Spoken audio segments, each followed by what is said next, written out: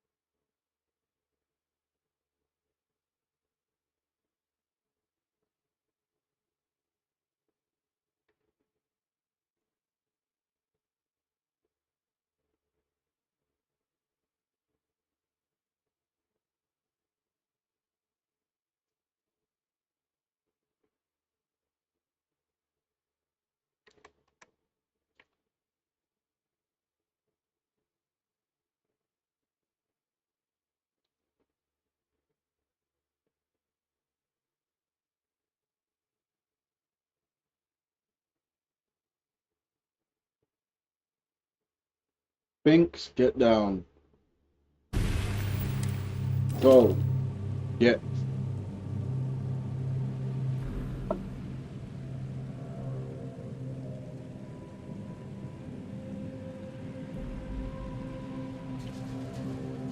I wonder, what do you think of this? Sniff. Sniff. Sniff. Hey. Sniff. Sniff. Really not.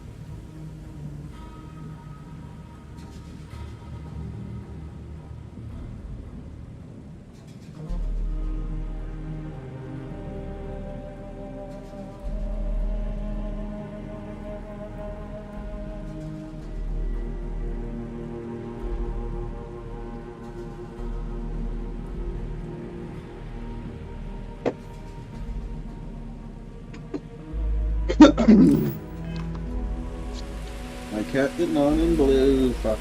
God damn it. Did not in blue. He did not like the blue cheese. Yes,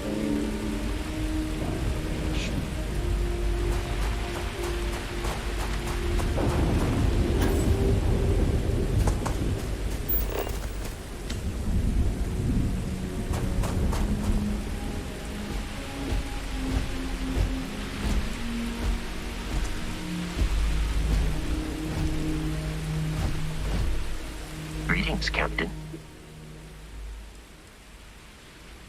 I believe this is a process known as small talk. Let me know if I can be of assistance in the future.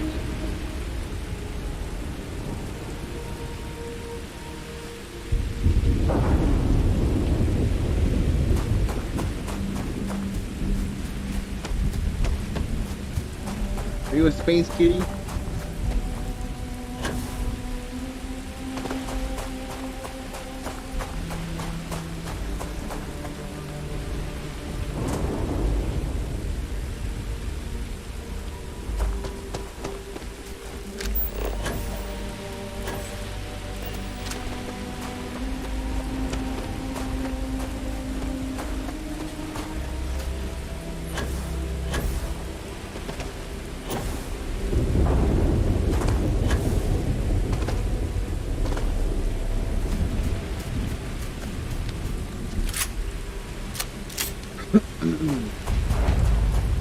A level 14, terrible.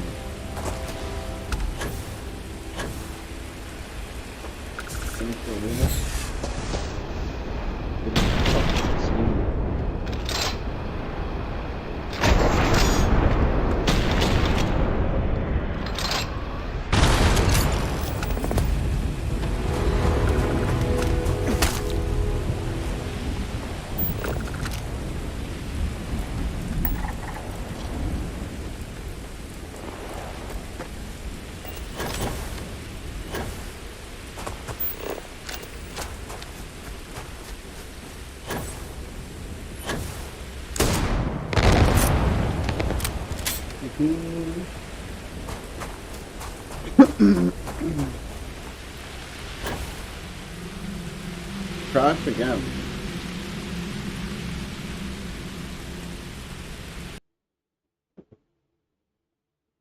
interesting.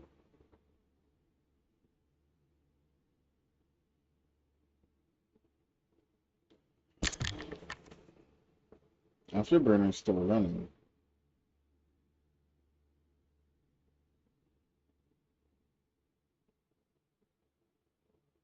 Let's see.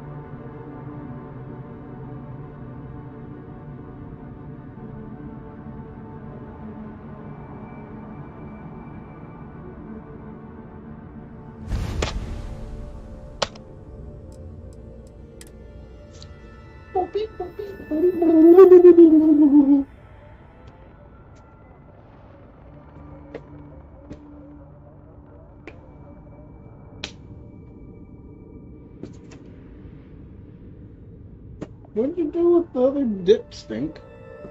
Your dip stink. Stink. You.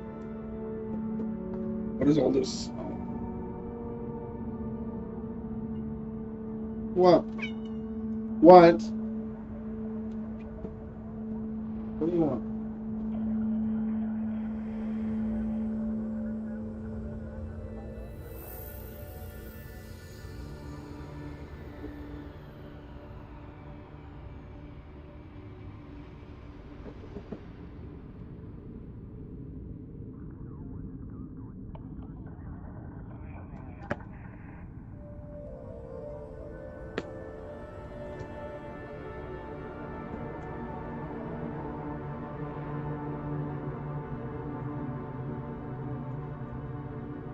Hey, no,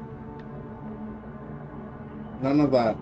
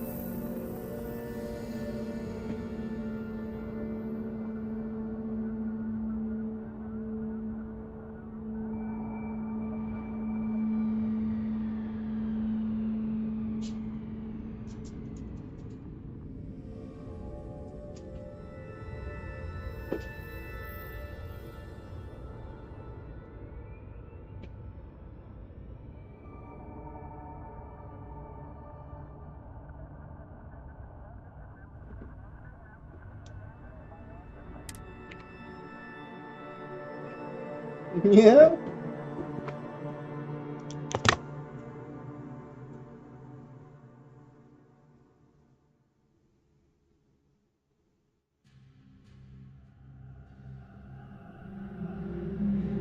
What do you mean?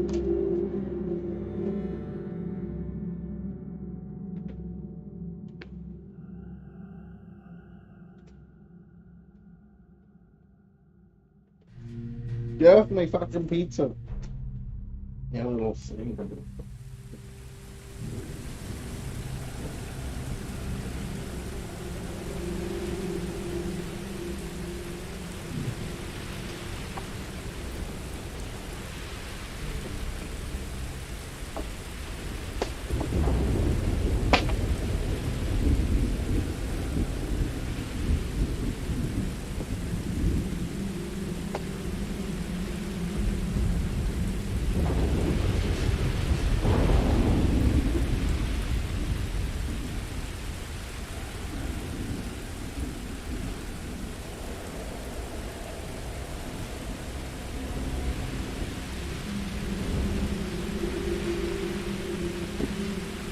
Fine.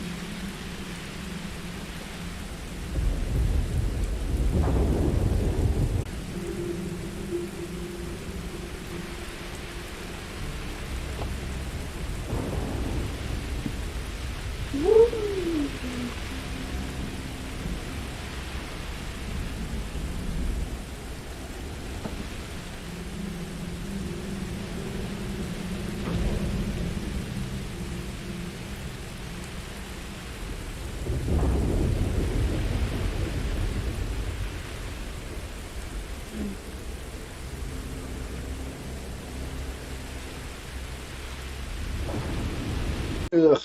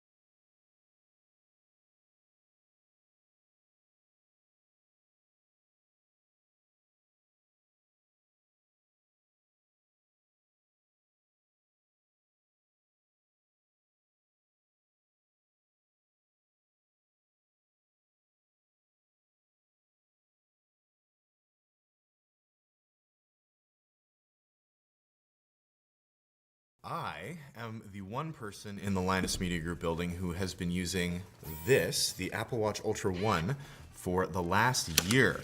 So the short circuit team thought that I might be a good person to do an unboxing over here and let y'all know what we think of it. I actually saw on Twitter, I am the one person in the Linus Media Group building who has been using this, the Apple Watch Ultra 1, for the last year.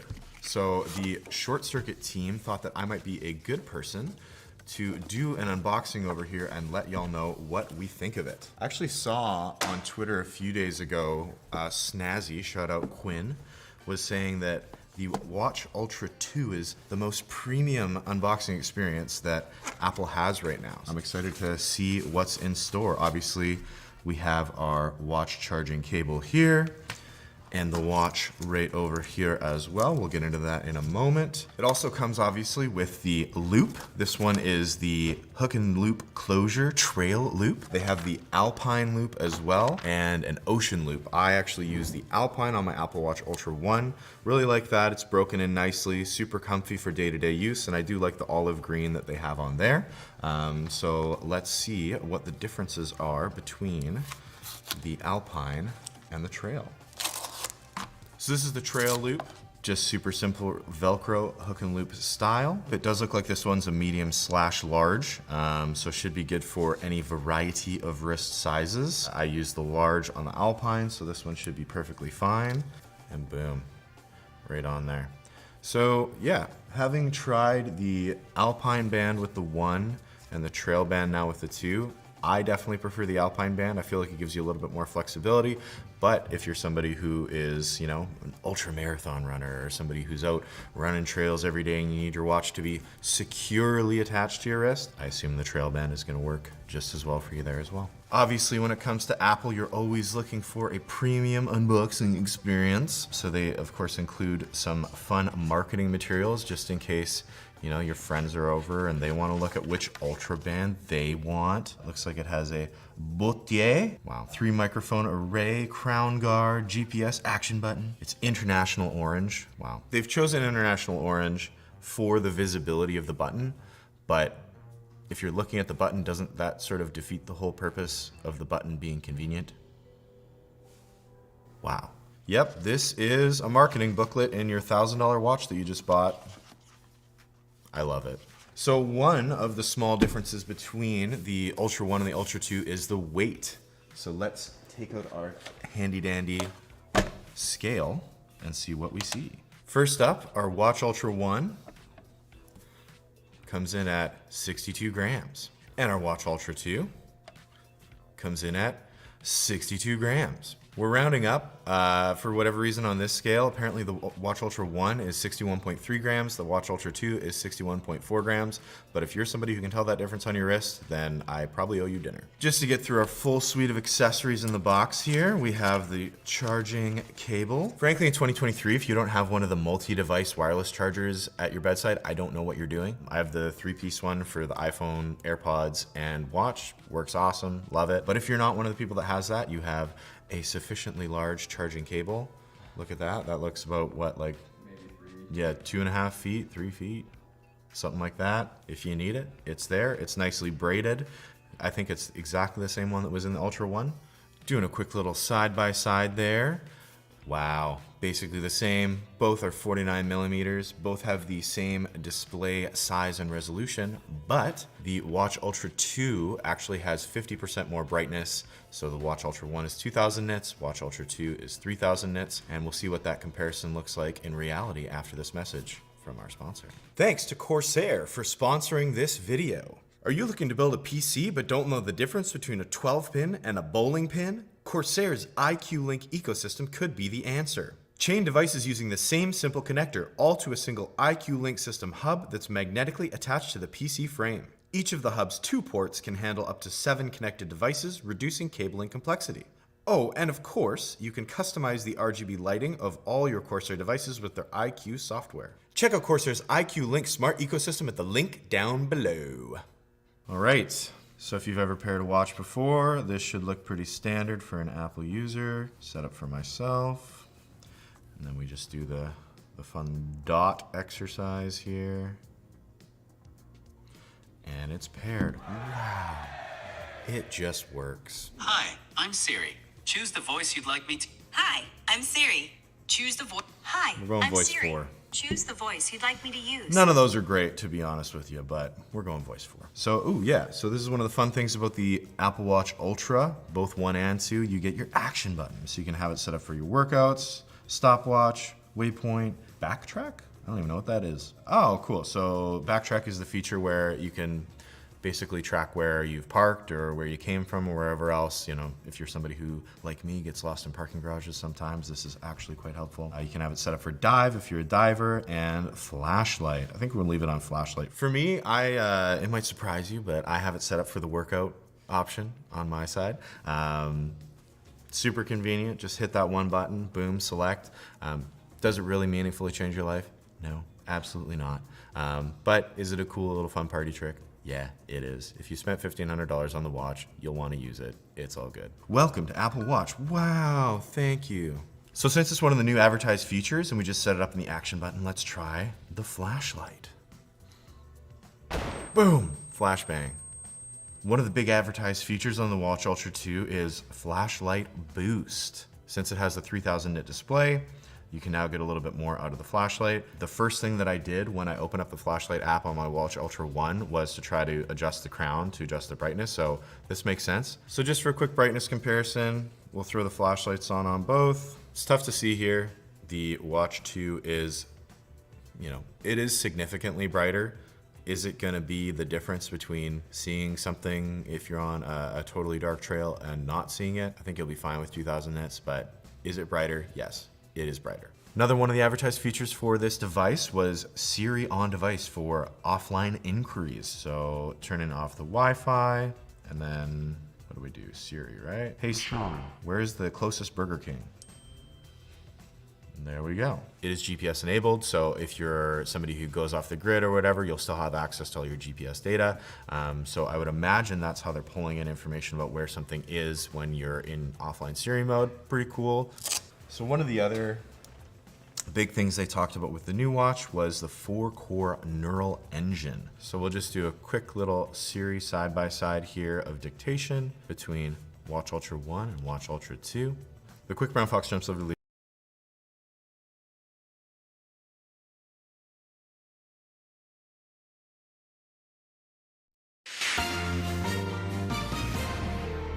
On this Saturday night, Israel closes in on Gaza. Nowhere to run for Palestinians as Israel vows to attack by air, land, and sea. Turmoil at the border after the only route out fails to open. I speak with Canada's Foreign Affairs Minister about the Canadians trapped. This is my #1 priority. I'm confident that we can get them out.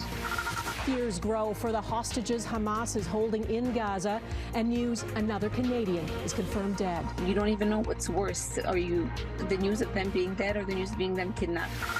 Plus, Netanyahu under scrutiny, fury over the intelligence and security failures. Can accountability wait until after the war?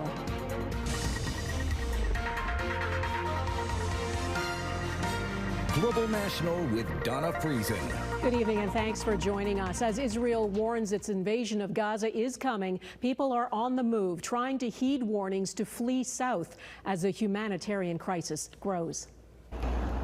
The UN says hundreds of thousands of Palestinians have fled northern Gaza for the south as Israel ordered, but they have nowhere else to go, and airstrikes have not stopped.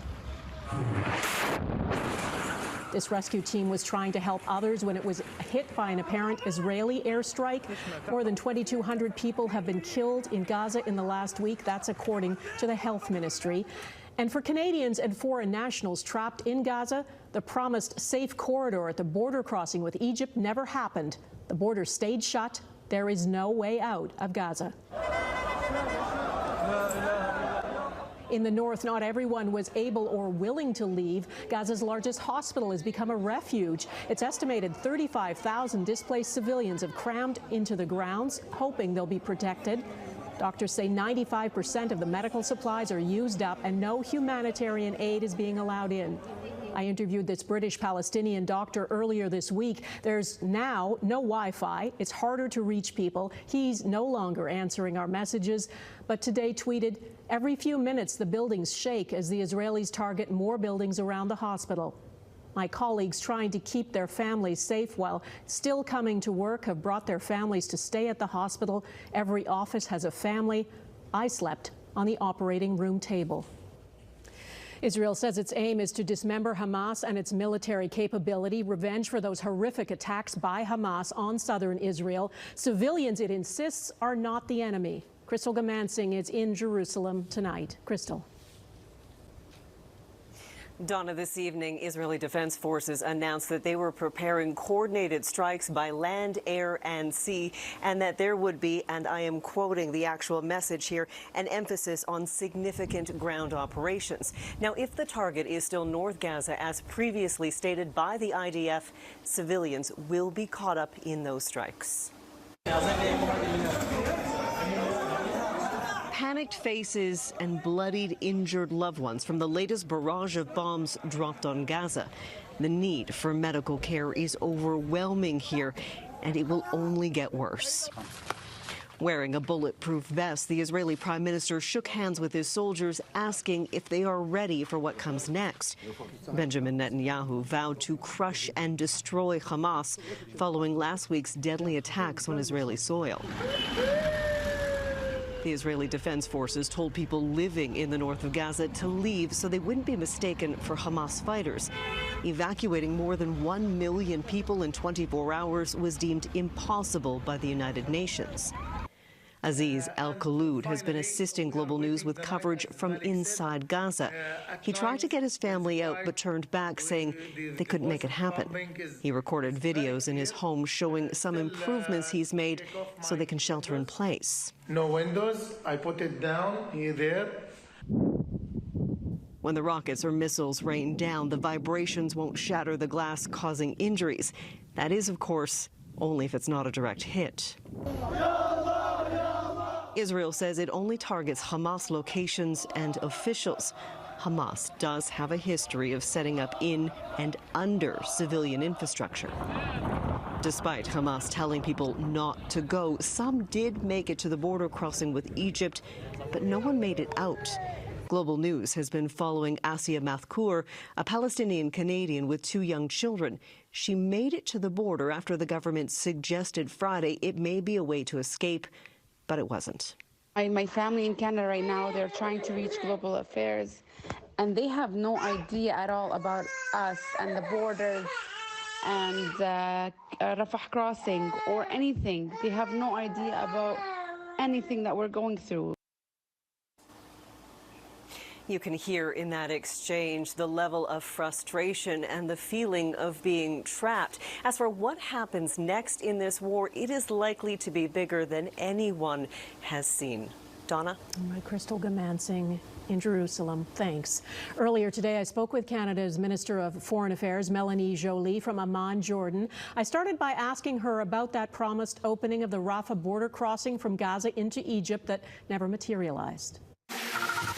Indeed, there are Canadians in Gaza that went to Rafah this morning and had to turn back and go where they were because it was not possible to cross. So I've been actively working on this issue.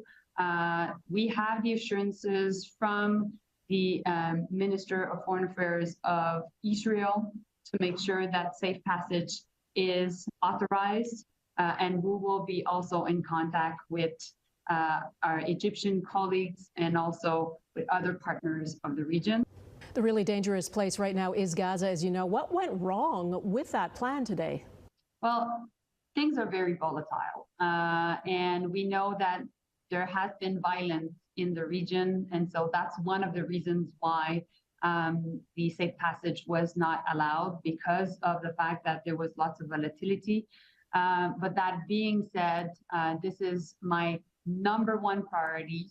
There are 44 families right now, and of course their relatives in Gaza. So I was just on the phone with my colleague also from Egypt. So this is something, Donna, that we're really working on, but I'm confident that we can get them out.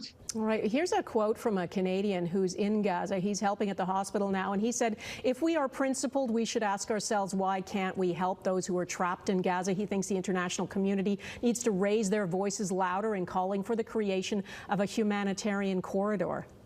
I would say, Donna, I agree, because Gaza is one of the worst places on earth right now.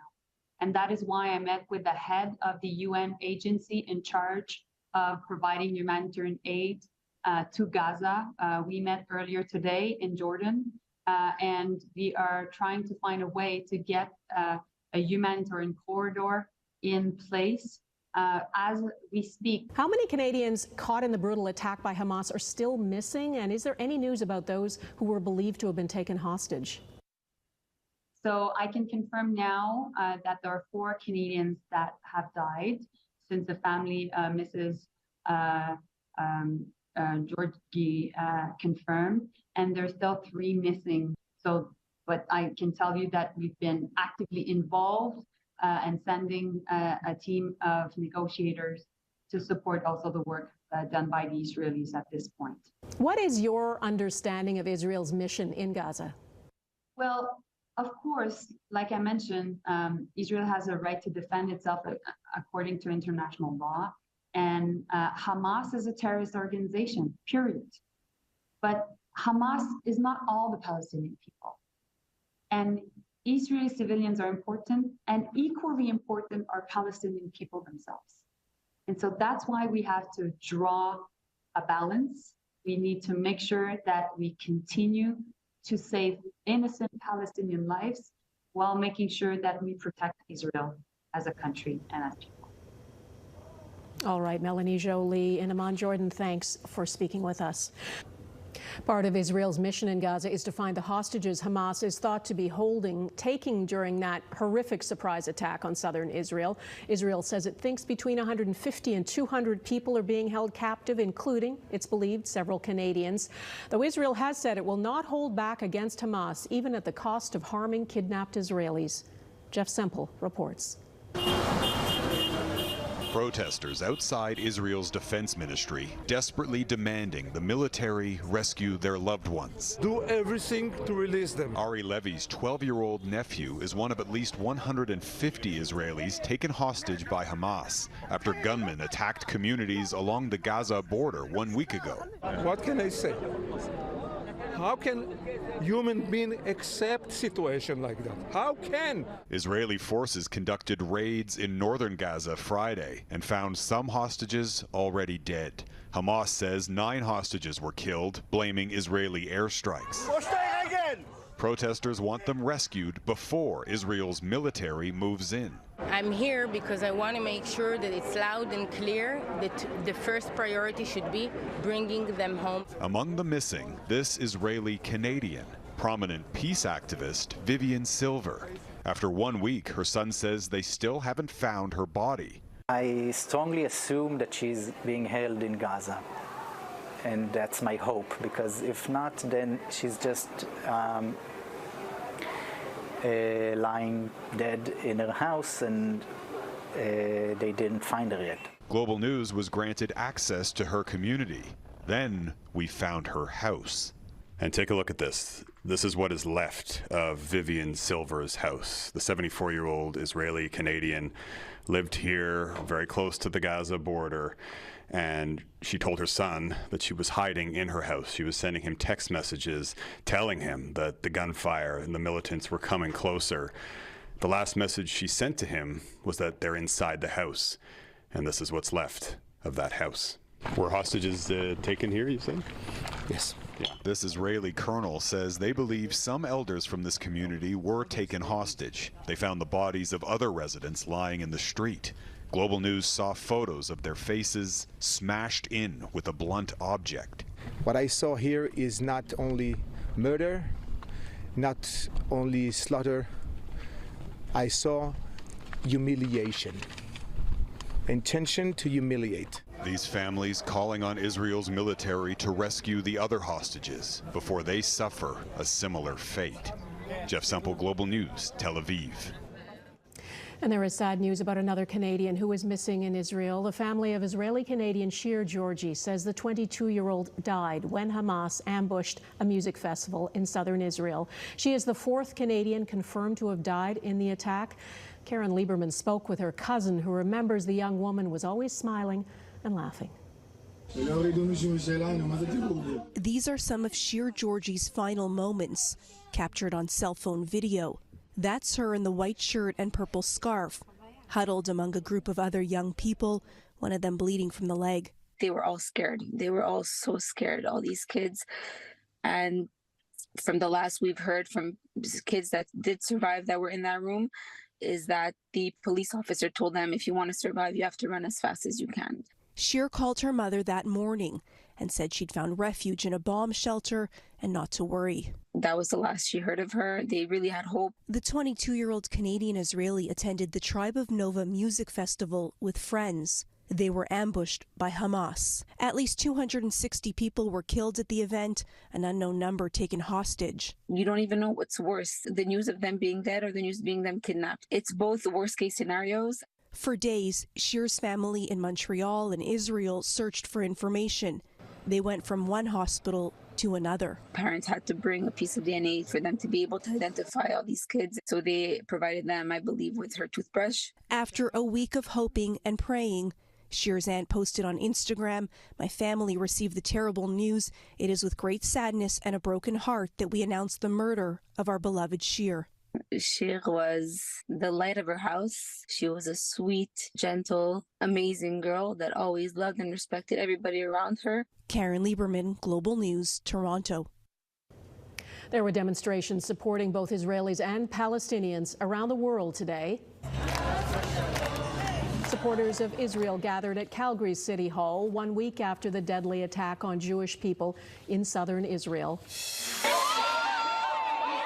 Pro-Palestinian demonstrations were shut down in France and Germany today over public safety fears. In the UK, tens of thousands attended marches supporting Palestinians. Police say 7 people were arrested. They'd warned anyone showing support for Hamas, a proscribed terrorist organization, or deviating from the route would face arrest. And demonstrations were also held in Asia, the Middle East, and the United States. Americans stand firm with Israel. Coming up, what role Israel's most powerful ally could play as the crisis escalates. U.S. Secretary of State Antony Blinken has told Middle Eastern leaders that there can be no business as usual with Hamas as his diplomatic tour ramps up. America is Israel's closest ally, but it's also working diplomatic channels to de-escalate tension in the region. And as Joel Senek reports, Blinken also says civilians in Gaza should be protected. Touching down in yet another country, America's top diplomat continues a whirlwind tour of the Middle East. U.S. Secretary of State Antony Blinken in the United Arab Emirates and Saudi Arabia Saturday, putting the focus on the humanitarian toll of Israel's conflict with Hamas.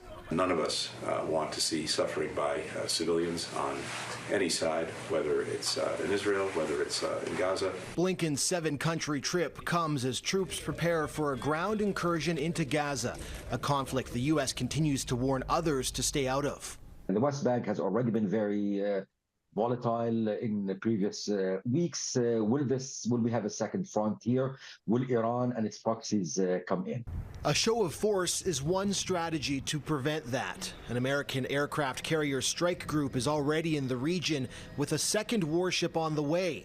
Secretary Blinken is urging allies to join in the call against escalation.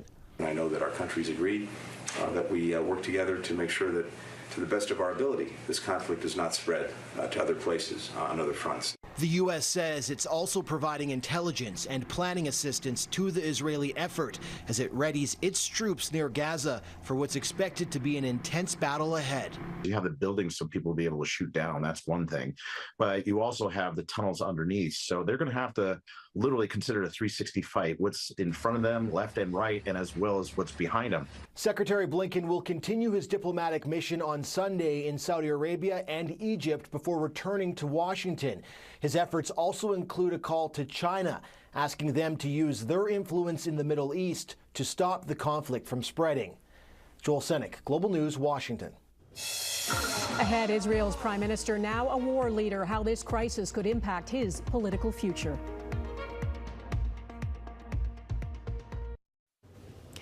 In the months before the Hamas attack on Israel, the country's prime minister was fighting to save his job. Thousands of Israelis took to the streets in multiple protests, angry about Benjamin Netanyahu's judicial reforms. That has all now been put on hold. The country is rallying behind Netanyahu and Israel's government, though the huge security and intelligence failure is expected to come back to haunt him. Eric Sorensen takes a closer look at the prime minister's uncertain future. Israelis fleeing and dying from a surprise Hamas attack. Militants celebrating on an Israeli tank. A massive intelligence failure that leads to the top. Benjamin Netanyahu had already polarized Israeli society, facing a corruption trial with massive protests over his judicial reforms. I'm so angry what he did to us. For some Israelis, Netanyahu should leave now. He has to go immediately. Immediately. And yet, at this moment, Netanyahu's leadership is unchallenged. Opposition leader Benny Gantz has sworn allegiance to a unity government. Standing together shoulder to shoulder, said Gantz, sends the message to our enemies and to Israelis, we're in this together. The Israeli prime minister also has the steadfast support of the U.S. and its allies. We will always be there by your side. Israel is united. Its leaders are united, says Netanyahu. Every other consideration is put aside for the fate of our country. Netanyahu is a little bit insulated from the wrath of the masses of Israelis, and his domestic woes are put on hold right now as all Israeli eyes and the world's eyes are on the Israeli-Hamas war. Because all the people in Israel now we are together. We know that we must, first of all, to destroy the Hamas. But even as Netanyahu's leadership is buttressed by Israelis uniting for war, anger is growing towards him. I think this war, this conflict is like the biggest proof of their incompetence. And I'm very happy that there is a unity government, but I don't see a future for Israel in general. Can Netanyahu survive once more? He seemed to be made of Teflon politically. This professor suggests he has defied his critics in the past, but the backing Netanyahu has in this moment may be fleeting. There are very serious doubts as to whether his leadership will be able to continue past this immediate event. He's going to face a lot of anger and accountability for this massive Israeli intelligence failure. Netanyahu is standing front and center on the world stage, but his future may be less certain now than a week ago. Their country at war, Israelis seem to be looking for stability now and accountability soon. Eric Sorensen, Global News. Next, safe in Canada, the homecoming for people who have fled Israel. Flights arranged by the Canadian government out of Israel continued today. Global Affairs Canada says 700 Canadians have now been flown on 7 flights from Tel Aviv to Athens. And from the Greek capital, Canadian evacuees and their families have been able to fly back to Toronto via Air Canada. The first of those flights landed last night, full of passengers thankful to be back home. We are so grateful for the government and all people who worked, the military. I have a big family in Israel, and I also have, cousins and their children who are now deployed. And it's just a really sad, difficult time. We heard the siren, heard the bombing siren, and in that bomb shelter, we sang "Happy Birthday" to my cousin's niece. It's just crazy. So much uncertainty. That is Global National for this Saturday. I'm Donna Friesen.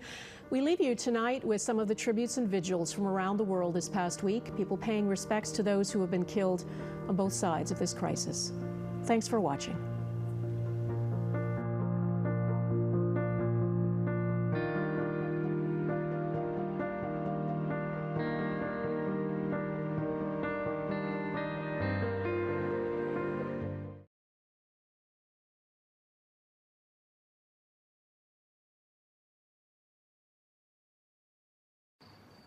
Tonight, we're live from Tel Aviv as Israel gives Palestinians another window to escape northern Gaza. And now, the U.S. has a plan to get Americans out. Israel striking targets inside Gaza today as thousands of Palestinians try to flee. The U.S. State Department working to evacuate Americans out through Egypt. But so far, Egypt hasn't let them through. And for Americans trying to flee Israel, the first U.S. charter flight today to bring them home. Horrific scenes inside of Gaza. A caravan trying to escape hit. Children reportedly among those killed. Throughout the territory, emergency rooms overwhelmed. One hospital alone says it is sheltering 35,000 people. And now the UN says they're running out of clean water. What about the hostages? President Biden vows to do everything in his power to free Americans held by Hamas. I'm not going to go into the detail of that, but we're working like hell on it. But what are his options? Protests across the U.S. and the world, massive demonstrations in Chicago and San Francisco, dozens arrested in New York, and the knife attack in France that has the whole country on edge. Americans coming to Israel to fight. Why this soldier told me he needed to be here. And on this holy day for Jews, 1 week since the attack by Hamas, powerful moments of reflection and remembrance. This is a special hour-long edition of NBC Nightly News. Reporting tonight live from Tel Aviv, Tom Yamas. And good evening from here in Tel Aviv. It was 1 week ago that this country woke up to the horrific attacks by Hamas that killed more than 1,000 Israelis. Tonight, the country is on the verge of a full-scale war with ground troops poised to invade Gaza at any moment. Israel announced another window today for those in northern Gaza to flee to the south. Tens of thousands are trying to get out, fleeing any way possible. This caravan trying to escape was hit. Hamas says it was Israel and children were killed. But we have no independent verification of who struck it. The U.S. today announced that for Americans trapped in Gaza, there is now a way out, though it's through the southern border with Egypt. And so far, they have not been let through. And the first charter flight for U.S. citizens trying to flee Israel took off today, while non-essential personnel working at the embassy here have been told they too can leave. We learned today that 29 Americans have now been confirmed killed by Hamas's attack last week. President Biden late today speaking to the leaders of both Israel and the Palestinian Authority as the crisis here grows, the region and the world on edge, waiting for what happens next. Tonight, all eyes on Gaza as Israel prepares for an all-out assault on Hamas. As the Israeli military announces there will be an integrated and coordinated attack from the air, sea, and land, but still waiting to launch. This as more than 1 million Palestinians in northern Gaza try to make their way south. on foot, even by carts pulled by donkeys. The escape from Gaza, dangerous and deadly. Graphic video showing the aftermath. Convoys, a total of 70 people, including children, killed in missile strikes. Palestinians saying these were innocent lives killed by Israeli bombs. American citizens are among those in Gaza trying to get to safety. And tonight, the United States is working to secure a safe exit for them in the south at the Rafah border crossing in Egypt. The Karoud family is desperate for help. 12 family members, one as young as 4, all American citizens trying to get out. We are constantly worried. I don't think I've ever been this worried in my life. Tonight, the efforts to evacuate Americans inside Israel are also underway, including non-essential embassy workers from Tel Aviv and Jerusalem. As Israel continues its bombardment of Gaza, Hamas officials claim more than 20 hostages have been killed in those same strikes. This as President Biden is vowing to the families of Americans being held hostage in Gaza. I assured them my personal commitment to do everything possible to return every missing American to their families. Bring them home! Bring them home! In Israel, we were there as hundreds gathered, demanding that the hostages be brought home. We're in the center of Tel Aviv right now, just outside the Israeli military headquarters, where hundreds of Israelis have gathered, demanding that they release the hostages inside of Gaza. You can read some of their signs here. They say it very clearly, bring them home, while others are holding photos of the people that have been kidnapped and disappeared. People like Lidi. Bring them home! Bring them home! Abigail Hayut is among those searching for loved ones. Her daughter's best friend, Mia, is still missing. How hard is it to just not know? For 7 days, it's like hell and back every day. Every day, every day. She didn't do nothing. All along the border, the signs are clear. Israel is getting ready to go in. Tonight, Israeli tanks and soldiers prepared for battle. Shai doesn't want us to use his last name. He's an Israeli American called up to fight. Last week, he went to his synagogue in New York with his young children. Today, he's on the front lines in Israel, a captain in the military. How did you explain that to them, and how difficult was it to leave? To be honest, I didn't explain to them too much. You can't really explain to an 8-year-old. In fact, I hope to God that he doesn't see any of the footage, because it's absolutely horrific. Shai is ready to do his duty, but knows that innocent civilians will likely pay the price. I know war is not fair, and it doesn't really make sense. How do you explain that? Because there are Palestinian Americans there too. Yeah. So to be honest, I feel really bad for the Palestinians, because there are many Palestinians in Gaza that are innocent. We always try to minimize civilian casualties, but at the same time, we have to understand that they're not giving us another choice. This war touching so many countries, including our own. Back here, the situation inside Gaza is growing even more desperate. Food, water, and medicine are almost out. And for some, the journey to the south, where Israel says they must evacuate to, is just as dangerous as staying put. Richard Engel is near the Gaza border, covering that for us tonight. And Richard, there are very few safe places to go right now. Absolutely. And even though this deadline that Israel set has now passed, Israeli officials are still urging the people in Gaza City, the blacked out city that you can see behind me, to leave now, that they should do this for their own safety. The Israeli military also specifically ordered the evacuation of 3 hospitals in Gaza City. The medical staff there are refusing, saying patients can't be moved, shouldn't be moved, and 35,000 people are now huddled at the Shifa hospital, which is the main hospital in Gaza City.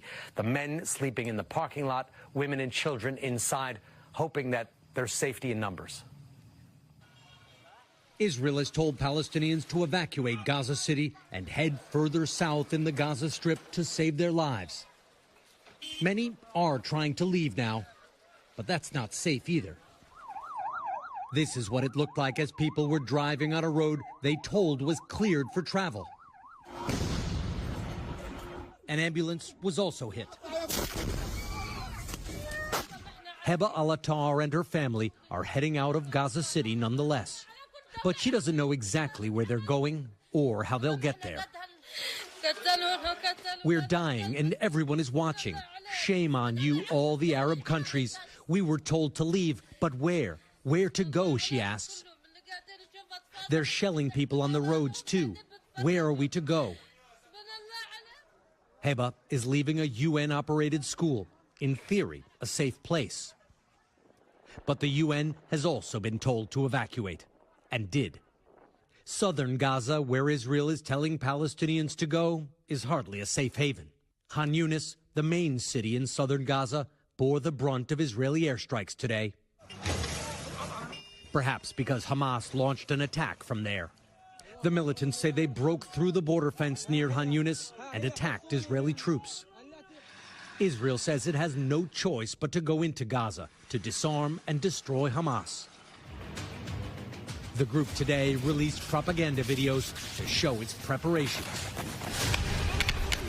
Its gunmen attacking with skill and precision and manufacturing their own weapons, including shoulder-carried anti-tank rockets. Hamas says this is what's awaiting Israeli troops. The video ends with Hamas fighters going down into their tunnels, getting ready for what's coming. Richard, we just saw there in your report, both sides ready for battle. Give us a sense of the scene there tonight. Well, in Gaza, the city is blacked out. There are still people who are hunkered down in the city, but there is a great deal of anger. There's a great deal of nervousness. Many people say that they have no reason left to live. They think that this is it. I've spoken with Palestinians who fear that they're going to die tonight, tomorrow. There's a real sense of chaos. When you're in a city, it's almost hard to imagine unless you've been there. And I've been inside Gaza before as it's been attacked. You can't leave. You're under attack. You're ruled by Hamas. You feel you have nowhere to go. You don't feel like you have a future. So there is a sense of absolute hopelessness.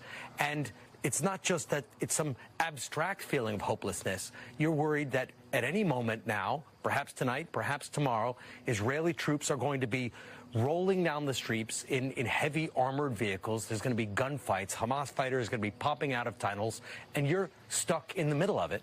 And you've been told, leave, go to the south. You don't know how to get there. You don't know where to go once you're there. And you're still stuck in Gaza, still stuck with Hamas fighters, and still potentially an attack because there were many airstrikes in southern Gaza tonight. So I think the overwhelming feeling is fear and hopelessness. You know, with that sentiment and looking at the video that we just saw in your report of Hamas preparing to repel an Israeli invasion, you've covered wars all around the world for us. This is going to shape up to be a brutal and very long, bloody engagement. It could be very long. The last time that Israel went into Gaza like this and fought, it was just in Gaza City. I was there at the time in 2014. It lasted over a month. And what the Israeli forces did is they went in and then they focused on one particular neighborhood. And they flattened that particular neighborhood. And they were able to occupy it, hold it for a period of time. But it didn't accomplish very much. They did set back Hamas's military capacity. They killed a lot of Hamas fighters. Many civilians were killed. But then Hamas came back a few years later and was able to rearm. What Israel says this time it's going to do is going to be different. It's not going to allow Hamas to just take a blow, deplete some of its fighters, deplete some of its weapons, and then regain its strength. Israel says this time it wants it to be a definitive operation, that it's going to go in and that at the end of this operation, Hamas will no longer be governing the Gaza Strip.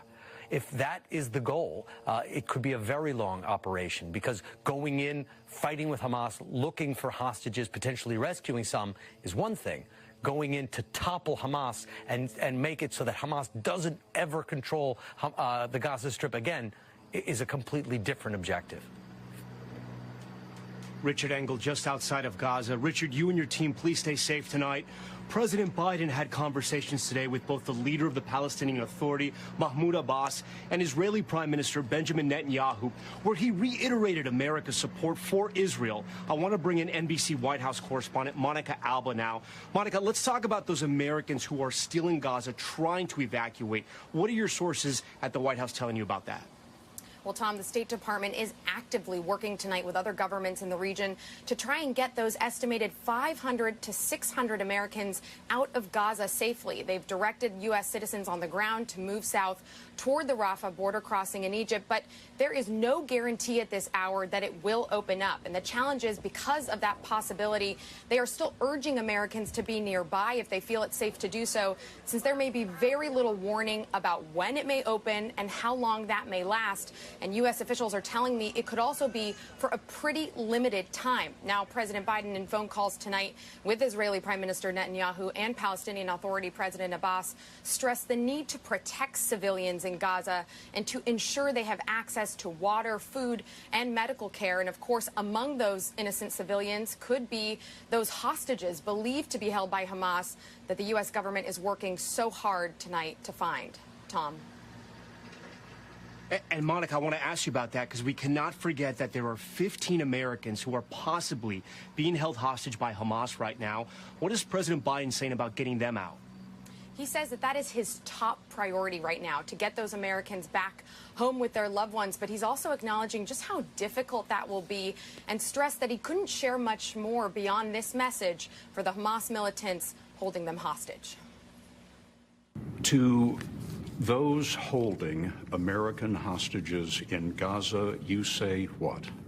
I say we're going to do everything in our power to find them, everything in our power. And I'm not going to go into the detail of that, but we're working like hell on it. The president spoke with the families of those who are still accounted for on Friday, talking to them for more than an hour and calling the agony that they are experiencing right now absolutely gut-wrenching. Tom? And Monica, obviously the situation is different for Americans trying to leave where we are tonight, Israel. What can you tell us about those efforts? And the first charter that was organized by the U.S. government, a flight, left Israel yesterday on Friday, landing in Athens, and more are expected today, while the State Department is also exploring potentially other options for getting Americans who want to leave Israel out, including by sea. That's one option on the table, and they're asking anybody who needs more information to sign up for their alerts in the coming days. Tom? Monica Alba with a lot of new reporting for us tonight. Monica, we appreciate it. We're also learning more tonight about how terrorists from Gaza carried out that attack against Israel, the elaborate plan that was hatched by Hamas, and who's now the most wanted person by Israel, the Hamas mastermind. Raf Sanchez is live for us tonight. Raf, what can you tell us? Tom, Israel's military says it has launched an all-out hunt for Yahya Sinwar, the Hamas leader responsible for Saturday's attack. They say he is their Osama bin Laden, and they are determined to find him no matter how long it takes. Tonight, Israel vowing to track down and kill the man it holds responsible for the worst terror attack in the country's history. Yahya Sinwar is the leader of Hamas in Gaza, and Israel says the mastermind of Saturday's carefully orchestrated slaughter. He chose to send the butchers into our bedrooms to kill our babies. And when they chose to go full front against Israel, they signed their own death warrants. Allahu Akbar! Sinwar knows better than most the value of hostages as human bargaining chips. The son of Palestinian refugees, he was supposed to spend the rest of his life in an Israeli jail after being convicted of terrorism. But in 2011, he was freed in a prisoner swap, Israel releasing him and 1,000 other Palestinians to secure the freedom of Gilad Shalit, an Israeli soldier held captive by Hamas in Gaza for 5 years. Today, Sinwar controls the fate of the hostages, including Yoni Asher's wife, Doron, and their 2 little daughters, Raz and Aviv. Doron seen here being blindfolded, one hand around her daughter's shoulder, her mother next to her. When I saw this video, I couldn't believe what I'm seeing. This was the beginning of the route. Using a tracker app, he followed the movements of his wife's cell phone. When I see the street's name, and I recognize this is Gaza. It was hard to believe. If you could speak to the people who are holding your family, what would you tell them? Show some decency. Show some respect. If you are real soldiers, you will let them go. You will do no harm. Israel says the attack was spearheaded by members of an elite Hamas commando unit, and that it's already begun targeting them from the air inside Gaza. New documents tonight obtained by NBC News show Hamas fighters carried detailed diagrams highlighting the weak points of Israeli tanks.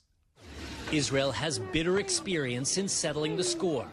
After 11 of its Olympic athletes and coaches were murdered by Palestinian terrorists at the 1972 Munich Games, the Jewish state began a years-long worldwide hunt for those responsible.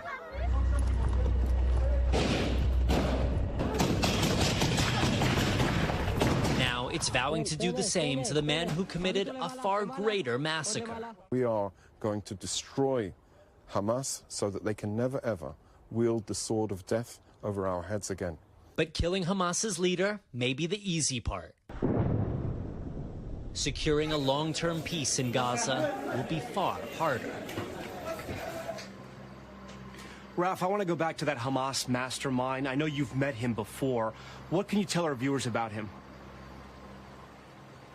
Yeah, Tom, that's right. 5 years ago, Sinwar was involved in this two-prong effort to try to get Israel to loosen its blockade on Gaza.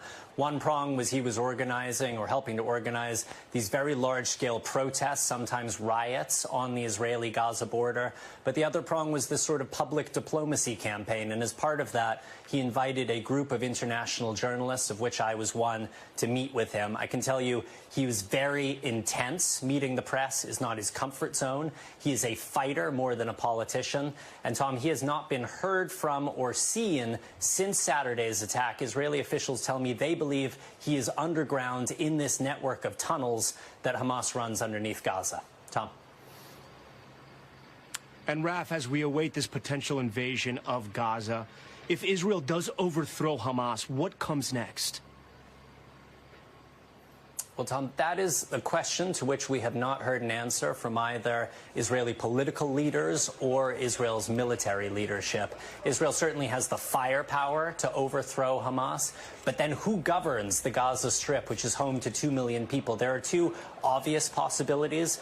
One, Israel reoccupies Gaza. It controlled Gaza from 1967 until 2005 when it left. And then after 2005, there was this brief experiment where Gaza was run by the Palestinian Authority, the internationally recognized Palestinian government, which is in charge of parts of the West Bank. But the Palestinian Authority is weak. It has very little credibility with the Palestinian public. And, Tom, it was ultimately overthrown by Hamas within just 2 years. So the question is, if Israel tries to reinstall the Palestinian Authority in Gaza, will they last any longer this time? Tom? Raf Sanchez for us tonight. Raf, thank you. With so many complex operations in play, from invasions to extractions, I want to bring in NBC News military analyst, retired 4-star U.S. Army General Barry McCaffrey. General, thank you so much for joining us. The deadline, as you know, has come and gone now for people of northern Gaza to get out. Talk to us about the challenge of getting Americans out of Gaza, especially with the looming threat of an attack. Yeah, well, it's a terrible situation, obviously, to the masses, the hundreds of thousands of Gazan civilians who are now moving to get out of the combat zone. To try and extract the Americans from amongst that population will be extremely difficult. It's unlikely that U.S. forces would take part in a direct operation. It's more likely that after the ground invasion of Gaza, when the Israelis get decent intelligence, that then we'll see hostages rescued, some of them, and Americans extracted. And, General, I want to talk about that potential invasion that's going to happen into Gaza. The IDF has announced, as you know, an imminent attack by air, land, and sea. What can we expect in the first phase of this ground invasion? Well, I think the IDF has no option but to respond. Hamas clearly achieved strategic surprise. They view themselves as having a tactical victory. And now the IDF is going to have to go in on the ground, dominate the street level, try and use rewards, hostages, tunnel rats, and try and identify hostages. But principally, they're after the extermination of the structure of the Hamas terrorist group. Very, very tough situation. The IDF will take major casualties. I want to talk about that system of tunnels you mentioned. It's underneath Gaza City. It's reminiscent of what the Viet Cong had in Vietnam, but in an urban environment. How do those tunnels complicate the IDF operation? Well, they're impenetrable by and large to overflying sensors, aircraft, drones, satellite systems. They're deep, they're long-standing, they're connected. The IDF will have to control the surface of the streets, meaning eliminate 30,000 potential Hamas fighters, and then go underground and try and find these hostages. It can be done, but it'll be a bloody mess. General, I think we all know the reality of the answer to this question, but with Israel planning to wage war by air, land, and sea, is there any way to minimize civilian casualties, given that so much of Gaza City didn't evacuate? Well, I think that the quick answer is, of course. The IDF will make every effort to not target civilians. Many will undoubtedly be caught up in the fighting. Hamas has refused to allow many of these innocent civilians to flee the combat zone. They're using them to protect their own fighters. But the IDF will use precision munitions, will try and deal with armed hostile elements, and will try and get humanitarian aid in as the fighting diminishes. But, Tom, there's no two ways about it. This is a horrible situation brought on entirely by Hamas's criminal attack and the slaughter of hundreds of Israeli innocents. Retired four-star General Barry McCaffrey for us tonight. General, we thank you for your time. Still ahead, the deadly Mideast violence giving way to global protests today, the world now taking sides. Also, the Americans ready to fight for Israel, why U.S. citizens are now rushing into danger.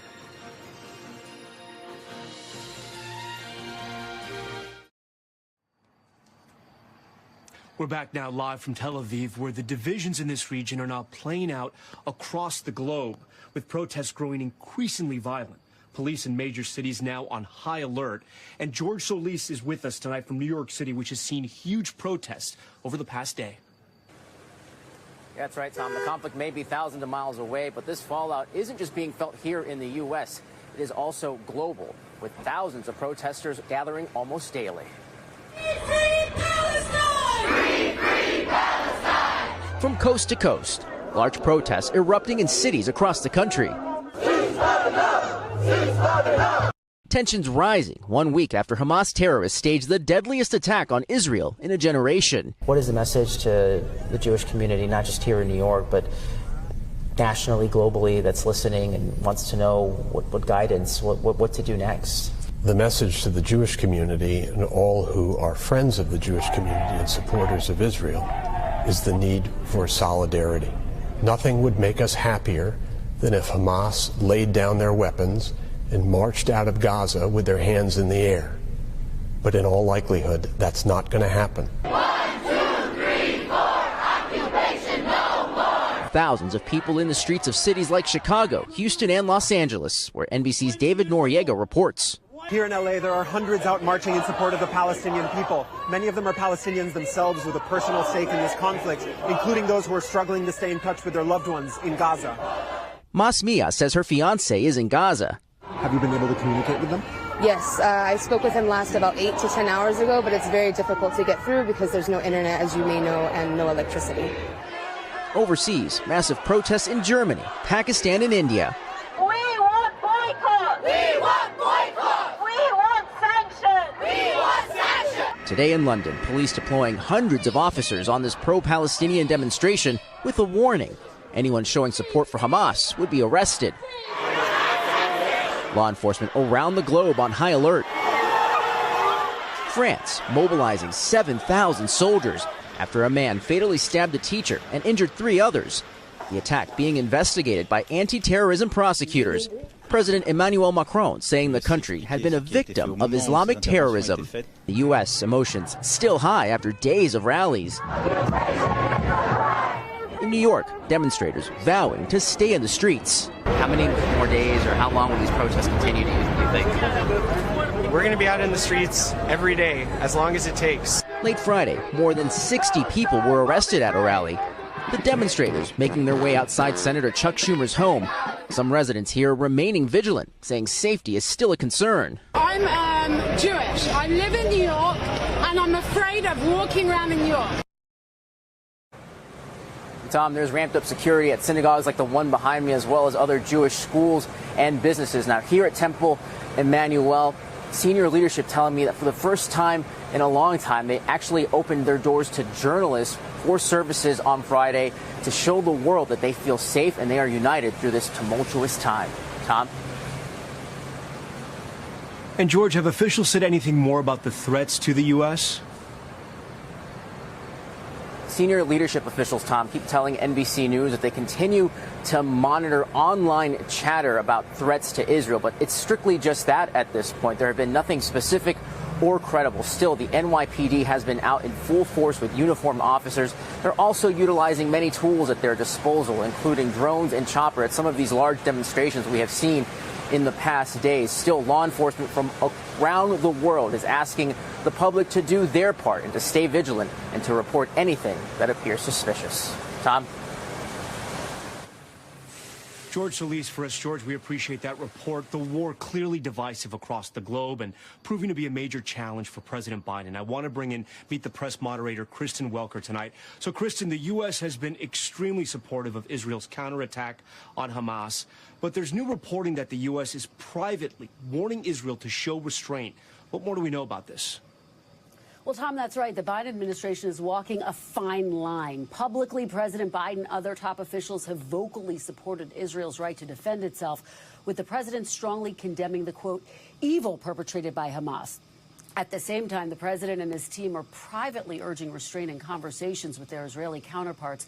The secretaries of state and defense visited the region this week, making that case with key leaders, with two officials telling NBC Secretary Austin advised Israel to operate on a higher moral plane than Hamas and to be careful to avoid deaths of innocent civilians. Bottom line here, the Biden administration wants to limit civilian deaths and does not want this turning into a broader conflict in the region, Tom. Yeah, and Kristen, as you know, the conflict has also brought on new criticisms of the Biden administration by his GOP rivals.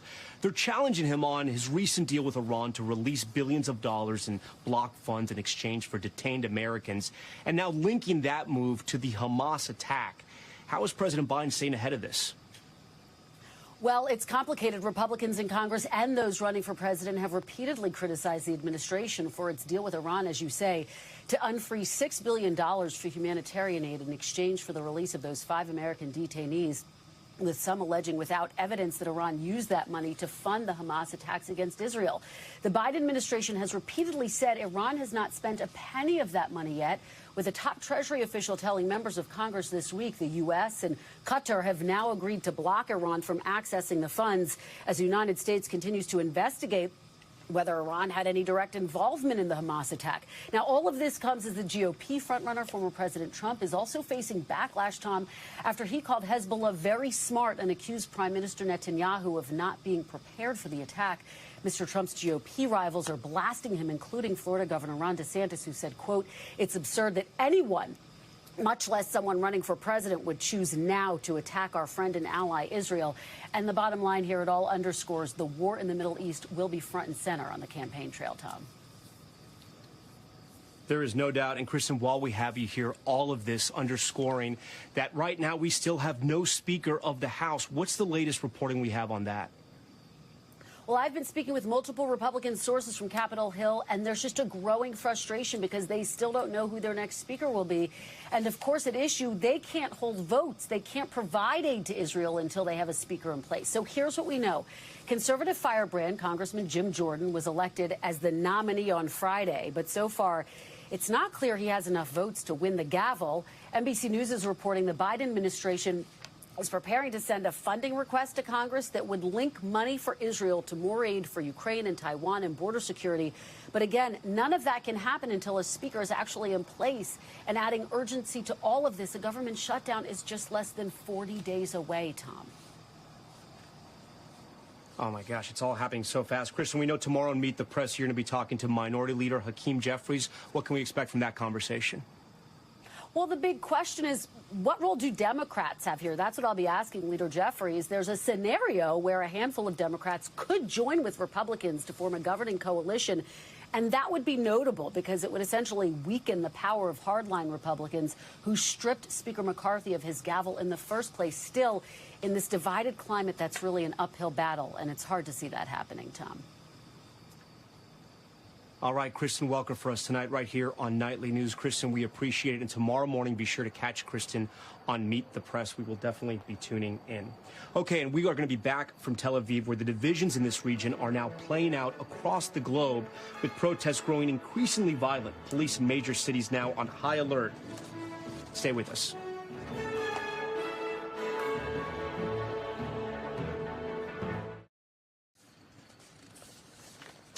And we're back from Tel Aviv as troops here are preparing for what may be an all-out ground invasion of Gaza from southern Israel. They're amassing troops and tanks there, but they're also building up forces to the north where another of Israel's enemies, Hezbollah, is threatening its own action. We have reporters near both borders tonight. We're going to begin with Ellison Barber in southern Israel.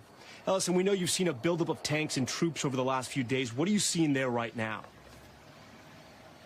Yeah, Tom, we've continued to see just a large amount of Israeli tanks headed in the direction of Gaza. In the last 20 minutes or so, we've heard at least 9 artillery booms. This area back here, this is Israel. We have seen missiles, at least one wave of them, coming from this direction, headed towards Gaza. If you walk a little around with me here, I can show you the direction of where we're hearing those artillery booms and where we then see the orange glow in Gaza. So through this area, in this direction, this is where we are hearing those booms. At one point, we heard what we would describe as an artillery bombardment, just rapid fire for a brief period. And then after that, and after we have also heard booms of rockets, other things being launched, occasionally through the trees this way, you can see the area that is Gaza just light up with orange flashes. At times, it sounds like a thunderstorm is rolling through Gaza, but it's not at all that. It is the sounds of war. Look, we have seen hundreds of tanks, military vehicles over the last couple of days as our team has been in this area reporting. We've seen a number of flatbeds, again, moving in the direction of Gaza, full of artillery as well as heavy moving machinery that we saw Israeli forces use, similar to what we saw them use when they went in to get Hamas militants out of a police station that they were occupying in the southern city of Sderot. That stuff has been moving into the direction of Gaza. We know that the IDF has said that they are preparing for a more expansive combat. The only question is exactly when it will happen. They have said they plan to do this by air, by sea, and by land. This area here, it has been evacuated from civilians, all of the homes, and we've been in neighborhoods nearby. It is relatively quiet because all that is here are members of IDF. They are, again, moving a lot of equipment through here, headed towards the border. We hear that constant little bit of a roll of artillery throughout the evening. But on the whole, it's been a bit quiet here in the last couple of hours. The IDF has been clear that they think 1.1 million Gazans who are in the north part of Gaza, that they need to evacuate. They have said to move south past the Gaza River. The UN, other organizations have called that a mistake, saying that it is very difficult for people to do that. Remember, Tom, the situation in Gaza is this. Their only power plant is out of fuel. If people want to move south, that's incredibly difficult. We know that there have been convoys that have been struck by airstrikes. The Palestinian Health Ministry says those were airstrikes from Israel that killed at least 70 people. Also, we know that the only land border that is possible to cross outside of Israeli territory, the Rafah border into Egypt, Tom, that has been closed since Tuesday. Tom?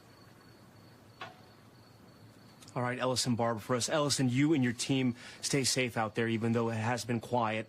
As southern Israel braces for battle in Gaza, many in northern Israel are preparing for interference from Hezbollah out of Lebanon. NBC's Josh Letterman is on the border there in northern Israel tonight. And Josh, as we talk to you about where you are, what kind of preparations have you seen there? Well, Tom, the Israeli military is sending reinforcements to the area that's near the border. And in fact, today I saw a column of Merkava battle tanks and armored personnel carriers just a couple miles from Lebanon. And the troops there told me they don't know whether Hezbollah is actually going to go all in on this, but they insisted they will be ready no matter what happens. And as those troops were doing maintenance on their tanks, you could actually hear small arms fire ringing out in the distance, and you could see smoke rising from the hills where mortars were fired today into Israel from Lebanon. The military saying they shelled sites in Lebanon in response. Israel also said that a terrorist cell tried to infiltrate from Lebanon, and the military saying an Israeli drone struck members of that cell and killed them. Now, this is all very worrying to Israel because as bad as Hamas has been, as bad as that terror attack has been, Hezbollah is actually seen as a much stronger military force. They're believed to have tens of thousands of advanced missiles that can literally target anywhere in Israel, Tom. All right, Josh Letterman for us. Josh, thank you for that. As so many scramble to leave this region amidst the growing violence, others are running towards the danger. They're Americans bound by a commitment to community, country, and faith. Megan Fitzgerald shares just a few of their stories.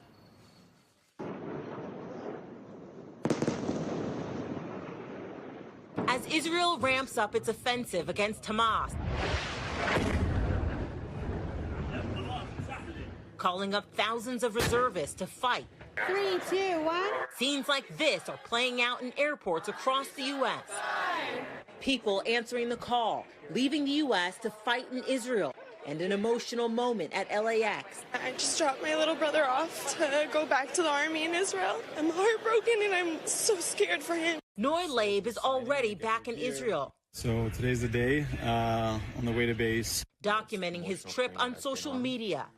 Made my way up north to say bye to my grandpa and my parents. Leaving his job and life in New York, he didn't even wait for the call. I actually booked my flight to Israel before I got called back because I knew what was going to happen. There's no way that I was going to sit at home. Andrew Silberman was visiting his family in Chicago last weekend. Then he heard what was happening in Israel and got a call that his close friend had been killed. We spoke to him earlier this week. And from there, the rest of the day became about me trying to get on a flight back to Tel Aviv. It didn't matter to Andrew that he had not been called up. He was determined to go. It was important to me to come back as soon as possible just to see what I could do. His plans to return to college in Israel now on hold. I think people are really using this as an opportunity to come together and help each other. Ruben Baryadin's son, Zev, leaving behind his 1-year-old son and pregnant wife in Texas. He called me to tell me I decided I'm going to Israel to rejoin my army unit. Zev quickly arriving in Israel and meeting up with his unit. He's doing his duty. And I am extremely proud of him. This sense of duty is at the heart of the Israeli army and its mandatory service. Technically, it's actually national service, not necessarily military service. The overwhelming majority do go into Israel's military. Most Israelis enter the military at 18 and serve for 2 to 3 years. Typically, after that, they are automatically put into the reserves, which can continue into their 40s and beyond, ready to answer the call. If an Israeli is living in America and she hears that her unit was called up, she might decide to drop everything and go and join. Naturally, if you're living overseas, you're not required to come back, but certainly the IDF appears very ready to take on everyone who's willing to come back. And then there are people like Josh Jacobson, out of the reserves and wanting to help. He left the U.S. to see if he could join up again and fight. It just felt like so weird to be in Boston when there's so much going on here. I just felt like, it's kind of my duty as part of the collective nation of Israel to come back and just help. Israelis coming together, leaving their homes around the world to answer the call. Megan Fitzgerald, NBC News, London. We thank Megan for that. Still to come, we're turning to the day's other big story, the rare ring of fire solar eclipse and the sky watchers who spent the day celebrating. Stay with us.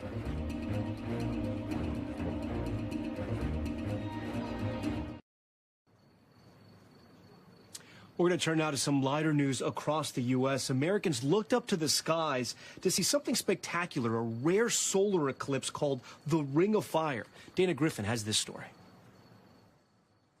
Across the U.S., Look, it's awesome. a stunning image that North America has witnessed only 5 times this millennium. I mean, it doesn't look real. I didn't think I would cry. The annular solar eclipse, or Ring of Fire, happened when the moon passes between the sun and Earth, creating a fiery orange ring around the moon's shadow. It's literally just this perfect ring, and it's glowing, it's radiant. I feel like I'll be dreaming about this for weeks to come. I was thinking of the song, Ring of Fire. Depending on clear skies and location, Wow, this is a perfect ring of fire. It's just so crisp. you likely got to see images like these, from cloudy skies in Idaho to Valley of the Gods, Utah, and the State Aquarium in Corpus Christi, Texas. In one particular location on Earth, it's normally 375 years between eclipses. So it's rare that a person gets to experience it in their lifetime in their specific location. Nowhere else in the solar system do you get these types of eclipses. People driving hundreds of miles to get the best view. We drove like 9 hours and we had to take a day off of work, but we decided that was worth it. In Los Angeles, even a partial eclipse drew in a crowd, many arriving hours early to get the best seats in town at the Griffith Observatory. It's a mob, a happy mob that's actually engaged with the cosmos. No matter the age, it's a really cool sight to see. Viewers were over the moon. Looks amazing. It's 9:24 a.m. in Los Angeles, maximum eclipse, making the sky just slightly darker. If you've got the right equipment or glasses, the view is pretty spectacular. Because the sun is never fully covered, observers must wear proper eye protection. What did you think?